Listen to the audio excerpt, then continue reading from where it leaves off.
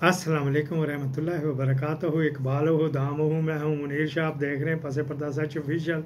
निगहबान पाकिस्तान ते मैं कुर्बान ते इमरान खान ते नाल ही चलता जी यह वाला। हाँ, बिहाइंड द वॉल। किस्त नंबर 2 है जी, क्राइम कॉर्नर की।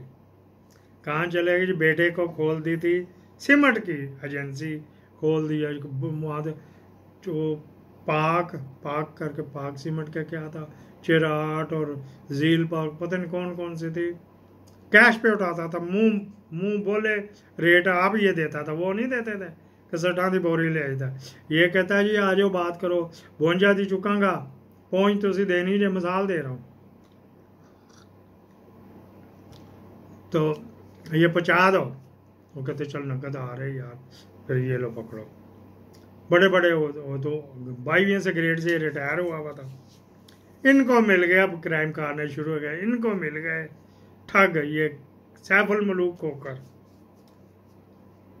उन्होंने वो कोठियाँ शोठियाँ बना के बेचते थे, किसी के साथ मिल के थे, किसी से सरिया उठाया तो किसी की, इनके पास से कोई 3-1 लाख का सीमेंट उठा लिया, चेक दिया, चेक डिसानर हो गए।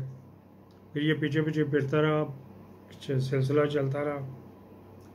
फिर उन्होंने कोर्ट में चले गए, वकील किया, वकील ने वो 499F नवाज शरीफ ने ये बनाई थी कानून, बड़ा सख्त था, बहुत सख्त था कि जिनके चेक डिसानर हो जाए, पढ़ो तो जमानत नहीं उसकी होनी चाहिए। नवाज शरीफ को क्रेडिट जाता कानून से, जो करके जहाँ बनेगा नवाज शरीफ को करेंगे, वरना हाँ, ये समझते हैं ना क्या ये वाला। अच्छा जी, पर्चा ना होने दे वो करके, उन्होंने क्या, खोखरों ने इसका बेटा जो छोटा था ना वो उठा लिया, ले गए अगवा करके कि पर्चा वापस लो, पैसे मिल जाएंगे किस्तां दे विच, नए चेक ले लेके फिरते रहे। ये खोकर जो है ना, दिखाने के लिए लहदा लहदा, एक इमरान खान ने दाना लिया था ना, टूट गया, जिसके भाई की शादी थी या उसकी शादी थी, फायरिंग हो गई थी।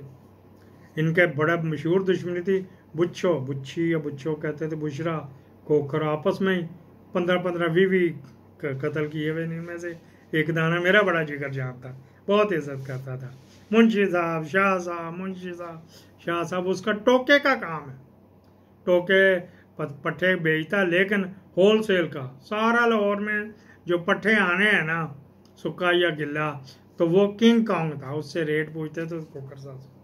वो रात को फिरता जीप ले लेके, किसी के ड्राइवर ने तो मुझे लेके जाता था, कभी इधर जा रहे हैं ठोकर पे उसका हेडक्वार्टर था, कभी जा रहे बाटापुर, कभी शदर है तो कभी कान है तो कभी कहाँ, ग्राई ग्रुई करता था ना माल जब जाता था वगैरह। कोई एक गाली देता था, कहता था यार बड़ा स्वाद है, खोर दे, चस आ गई। वो दुश्मनियों से वापस आया था, सुलह कर ली थी जब बुच्ची के कत्ल किए थे ना 15 बंदे, ये भी अंदर था, फांसी की सजा आई, फिर सुलह हो गई, फिर ले दे के जान छुटी। अब वो वाकई वो कहता था यार एक गाल कटी, 2 कट यार, 2 कट, बड़ा मज़ा आया, कारोबार में चला, फिर बड़ा कामयाब रहा। पजारो मैंने उससे ही पहली दफ़ा पजारो उसी की पजीरों से चलाने सीखी थी।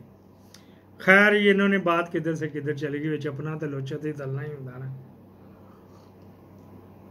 बंदे ले लेके ढूंढते फिर, सुलह करते फिर उन्होंने कहा चलो हम पर्चे लेते हैं। वो चेक वो भी डिजाइनर हो गए, वो चेक किसी मुनीरे नसीरे बशीरे के दिए हुए थे, अब पर्चा तो उन्हीं पे ही होना था। वो कहते भी हमारे साथ आपकी डीलिंग हुई तो बताओ, हम तो ये सेल्फ के चेक देते हैं, हमारा पता नहीं कितने लोगों के साथ लेन देन है, पता नहीं किसको दिए, मुझे तो ये भी नहीं पता, हम देखते हैं चेक बुक करते हैं। खैर अदालत में फिर गए, नए सिरे से वकील किया पर्चे के लिए, वो पर्चा फिर ना हो। ठोकर ने आसबेज का थाने पे थाना जो इन्हीं के सेठी बरादर के ज़रा सा आगे, ठोकर न्याज बेग थाना भी, पर्चा ना हो। कल्चर अभी दर्दनाक की दास्तान शुरू होने लगी, जाना ना जाए किसी पास। फिर क्या हुआ जी, वो आके फिर कहते दे लो जी पर्चा, जाओ थाना उधर, ये वो आपने पहले भी मेरी बड़ी बेइज्जती कराई थी। और वह सैफुल मलूक खोकर का आपको बताया था, फूफा था जो घर रेंट पे देता था घंटे 2 घंटे के लिए, सकी पुप्पी के इसके घर। जब खुफिया ब्याह कर लो तो फिर जगह ढूंढता ही फिरता ना, इल्लू इल्लू जो हो जाता है। मेरी इस वजह से उसकी पुप्पी वाकफ थी, इनको मैं सबको इस वजह से जानता हूँ। फिर क्या हुआ जी, फिर लागे ये हुआ, वो जाते तो नोटिस हुए, समझ जाने आज नहीं जा रहे, कभी वकील नहीं आ रहा, पाकिस्तान की अदालती। हम 6 महीने बाद उन्होंने कहा जी चेक हमने दिया ही नहीं। कहाँ पे? तस्वीर लाए, कहते ये इन्होंने बाद में किया, हमने तो इनको चेक नहीं दिया, ये चेक वो होते कोई। खैर जज भी मिले हुए होते हैं, डरते हैं खोखरों से वगैरह वगैरह। ये चलेगी बात, अभी यहीं पे नहीं रहने। वो लड़का जो बाहर डिग्री लेने वो आया, उन्हें देखा कि अब्बा भी परेशान है, बुढ़े बारे 70 साल का हो गया, तो भाई भी अंदर रहा, तो ये तो वो कारोबार भी तबाह होता जा रहा है। या तो 3-4 लाख छोड़ दें, या फिर शुक्र सब्र करें। उसका हाथ पड़ गया, उसका बैचमेट था फैसल शाहकार, अब लाहौर में मेरे DIG है, एडिशनल IG है फैसल शाहकार, बड़ा सोना सा मुंडा सा था, वो भी हमारे ताल्लुक वाला था। अच्छा वो भी फिर आपको बताएंगे, एंट्रो उसकी दास्तान सुनाएंगे, पहले एंट्रो सुनाएंगे। अब मैं आपको हर साथ Shaji Pakistani I love you आंख मार के मैं हर दफ़ा पहले एंट्रो बताया करूँगा, फिर के किधर मेरा कितों ताल्लुकात बने। अच्छा जी, फिर क्या हुआ जी, वो आया, वो फैसल शाहकार लाहौर में लगा हुआ था, मेरे को उस वक्त SSP या SP लेवल का था, डायरेक्ट आया था ASP, तो ये भी डायरेक्ट गया था सेठी का बेटा। फिर क्या था, उसने सारे ही खोखर उठा लिए। हाँ थोड़ी ऐसी तैसी पर्चे तो सबके हुए हुए थे, जहाँ जहाँ को मुखबिरी मिलती थी। वो DIG थे, उनका भाई वकार मेरे का नाम था, हॉकी का कैप्टन था हमारे पाकिस्तान के, हॉकी का बेड़ा कर देता। तो वो स्पेशल ब्रांच में था, रॉबर्ट क्लब, ये सेक्रेटरिएट के सामने जो सड़क गुजरती है ना, तो लेफ्ट साइड पे हमारी स्पेशल ब्रांच है, इंटेलिजेंस है। उसको कहा इनका बताओ हुरिया कहाँ पे हैं, उड़ते बैठते जेड़ा आए चुक चुक के खोखरों के बंदे बंद कर दिए, भजे फिर पैसे ले लेके पीछे फिर उनका ताड़िया से ऐसी शरीमा बंदे का कारोबार नहीं कर। फिर उन्होंने कहा जी हम बंदे मार देते हैं, मरे। उनका अच्छा चलो फिलहाल थे अंदर जाओ ना, तो फिर आके मार देना। कभी किसको सिफारिश कराएं, कभी किसको, कभी जिन SSP को देते थे, वो उमर विर्क को देते थे, फलाना तो टमकाना। हाँ उसने रफीक तारड़ का जवाई मेजर मुबशरुल्लाह, रिटायर मेजर मुबशरुल्लाह SP था, वो भी साथ रल गया इसके फैसल शाहकार के। वो भी ईमानदार बंदा था, जिसका होएगा उतना ही उसका ससुर बगैरत हरामी, अगर गंदगी भी के जो बच्चे की पोटी भी कहो तो खा जाएगा। रफीक तारड़ इतना बुरा उसका, वो था तारड़ भी ऐसा ही, लेकिन मेजर मुबशरुल्लाह ऐसा नहीं था, बड़ा क्लोज था। अच्छा जी, फिर क्या, जब बंदे चुके थे पैसे ले लेके, तो पीछे उनके नहीं 11 गुना लेने, 11 गुना लेने। तो वो कह रहे यार पैसे 11 गुना नहीं, पैसे पकड़ो और वो फलां कोठा अपने नाम लगा लो, फलां कोठी लगा लो। जब कागजात चेक करते थे तो नीचे कोई शामलाट पे बना, तो कोई कब्रिस्तान पे बना हुआ, तो कोई अल्लाह दिते के नाम का, तो कोई मैर दिते के नाम का। वो कह रहा नहीं सुचल जी कोठी थे, सुचल जी।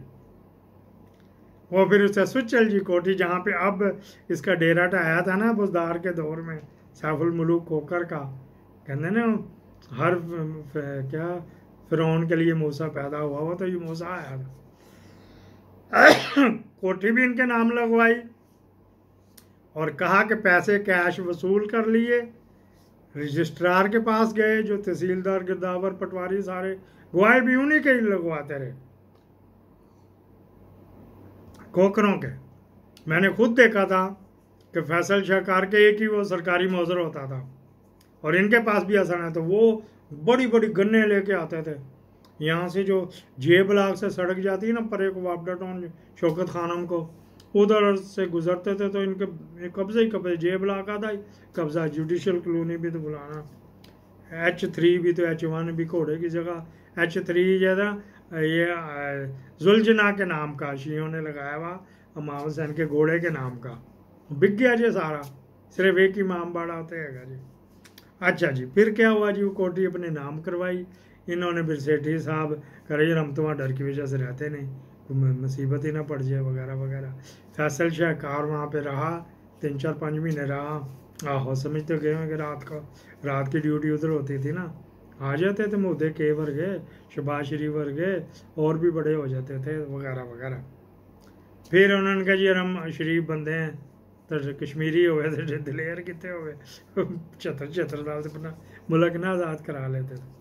उन्होंने बेच दी, बेच के पैसे इनको दे दी तो इनको सुकून मिले। लेकिन अभी तक वो सेठी बरादर का उधर डंका कि खोखरों को अगर किसी ने यहाँ से नकेल डाली थी तो ये सेठी साहब है। ये सेठी साहब ने फिर गार्ड वगैरह रख लिए थे, कितने बेटे तो मर गए सेठी साहब। अब बेटा जो था जो बड़ी डिग्री लेने गया था वो आके वो भी उधर हड्डी थे बैठा सीमेंट बेचता, कहता अपना कारोबार है, जितना भी है सुकून से तान के सोते हैं, ये हमारा कारोबार है, हम चाहे बंद जब मर्जी बंद कर चले।